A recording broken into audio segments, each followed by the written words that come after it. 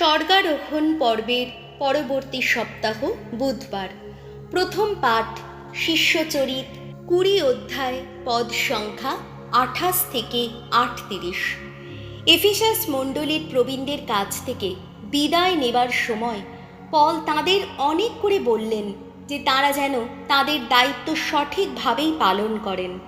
Ephesus মণ্ডলীর প্রবীণদের কাছ থেকে বিদায় নেবার সময় পল তাদের বললেন, আপনারা নিজেদের বিষয়ে সাবধান থাকুন এবং পবিত্র আত্মা যে সমগ্র মেষপালের রক্ষণাবেক্ষণের দায়িত্ব আপনাদের হাতে তুলে দিয়েছেন, সেই মেষপালের দিকেও সতর্ক দৃষ্টি রাখুন।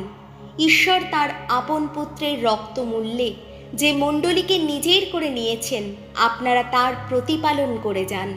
আমি জানি আমার চলে যাওয়ার পর হিংস্র নেকড়ের দল আপনাদের মধ্যে ঢুকে পড়বে, মেষপালকে তারা রেহাই দেবে না। এমনকি আপনাদের নিজেদেরই মধ্য থেকে কয়েকজন লোক তখন এগিয়ে এসে এখানকার শিষ্যদের নিজেদের অনুগামী করে তোলার জন্যে সত্যের বিরোধী নানা কথা প্রচার করে বেড়াবে।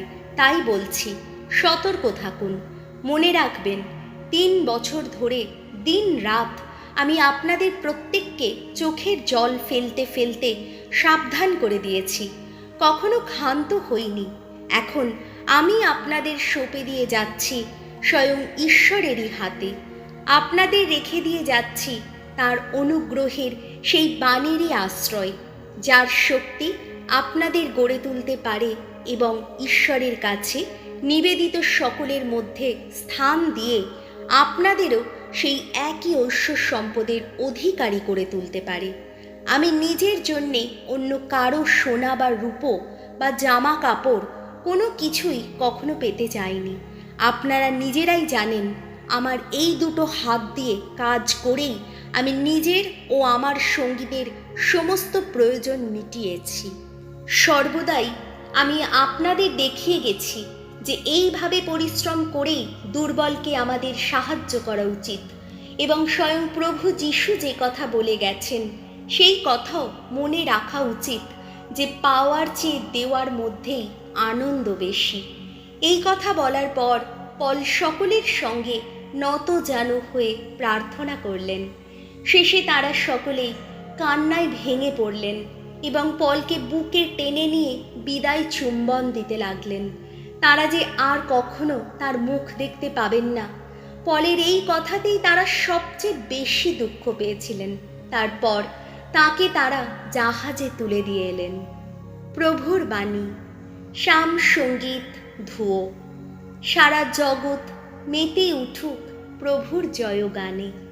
ওগো ঈশ্বর, তুমি এখন তোমার আপন শক্তি জাগ্রত করো। ওগো ঈশ্বর, আগে আমাদের কল্যাণে যে শক্তি তুমি প্রকাশ করেছিলে, এখন আবার তার প্রকাশ ঘটাও। জেরুজালেমের শীর্ষে স্থাপিত তোমার মন্দিরের দিকে যাত্রা করে রাজারা তোমার চরণে এনে রাখবে তাদের উপহার। ধুয়ো। সারা জগৎ মেতে উঠুক প্রভুর জয়গানে। পৃথিবীর যত রাজ্যের অধিবাসী, ঈশ্বরকে শোনাও তোমরা গান। স্বয়ং প্রভু যিনি, তাকেও শোনাও সাম গান। নভলোকের সেই সুপ্রাচীন নভলোকের আরোহী যিনি, ওই শোনো তার কণ্ঠ নিনাদ, বর্জস্বর ধ্বনি। স্বীকার করো এবার সকল শক্তি ঈশ্বরেরই হাতে। ধুয়ো। সারা জগৎ মেতে উঠুক প্রভুর জয়গানে। মহিমা তার বিরাজিত ইসরায়েলের ঊর্ধ্বে, শক্তি তার অধিষ্ঠিত মেঘপুঞ্জেরই বুকে। আহা, এই পুণ্য ধামে ঈশ্বরের অধিষ্ঠান, কত সম্ভ্রম জাগায় মনে। তিনি ইসরায়েলের ঈশ্বর যিনি, তিনিই তো এই জাতিকে দান করেন শক্তি পরাক্রম। ধুয়ো। সারা জগৎ মেতে উঠুক প্রভুর জয়গানে। বাণী বন্দনা।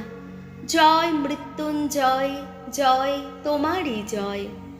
প্রভু, তোমার বাণী সত্য স্বরূপ, সেই সত্যের গুণে আমাকে পবিত্র করে তোলো। জয় মৃত্যুঞ্জয়, জয় তোমারই জয়। যোহন রচিত মঙ্গল সমাচার, 17 অধ্যায়, পদ সংখ্যা 11 থেকে 19। অন্তিম ভোজে প্রভু যীশু প্রার্থনা জানালেন, তিনি আর পিতা দুজনে যেমন এক, তার শিষ্যরাও যেন তেমনি এক হতে পারে। অন্তিম ভোজের শেষে যীশু স্বর্গের দিকে চোখ তুলে তাকিয়ে বললেন, হে পবিত্রতম পিতা, তোমার সেই যে নামের শক্তি তুমি আমাকে দিয়েছ, সেই শক্তি দিয়ে তাদের এখন ঘিরে রাখো। আমরা দুজনে যেমন এক, তারাও যেন তেমনি এক হতে পারে। আমি এই যে এতদিন তাদের সঙ্গে ছিলাম, আমি তো বরাবর তোমার দেওয়া তোমার সেই নামের শক্তি দিয়ে তাদের ঘিরেই রেখেছিলাম, তাদের নিরাপদেই রেখেছিলাম। তাই তাদের একজনও বিনষ্ট হয়নি, শুধু সেই লোকটি ছাড়া। বিনাশ ছিল যার যোগ্য পরিণাম। এইভাবেই তো সত্য হয়েছে শাস্ত্র বচন। কিন্তু এখন আমি তোমার কাছে আসছি, জগতে থাকতেই আমি সব কথা বলছি, যাতে তারা পরিপূর্ণভাবে আমার আনন্দ নিজেদের অন্তরে পেতে পারে। তাদের আমি তোমার বাণী জানিয়ে দিয়েছি, আর সংসার তাদের ঘৃণাই করেছে, কারণ তারা সংসারের লোক নয়, যেমন আমিও সংসারের কেউই নই। তুমি সংসারের মধ্য থেকে তাদের তুলে নিয়ে যাও, এমন প্রার্থনা আমি জানাচ্ছি না, বরং এই প্রার্থনা জানাচ্ছি, তুমি যেন সেই মহা অসতের হাত থেকে তাদের রক্ষাই করো। আমি যেমন সংসারের কেউ নই, তেমনি তারাও সংসারের কেউ নয়। তাদের তুমি বরং সত্যের গুণে তোমার কাছে নিবেদিত করো। তোমার বাণী তো সেই সত্য। তুমি যেমন আমাকে সংসারের মধ্যে প্রেরণ করেছ, আমিও তেমনি সংসারের মধ্যে তাদের প্রেরণ করেছি, এবং তাদের জন্যে আমি এখন নিজেকে নিবেদন করছি, যাতে তারাও সত্যের গুণে নিবেদিত হয়ে ওঠে।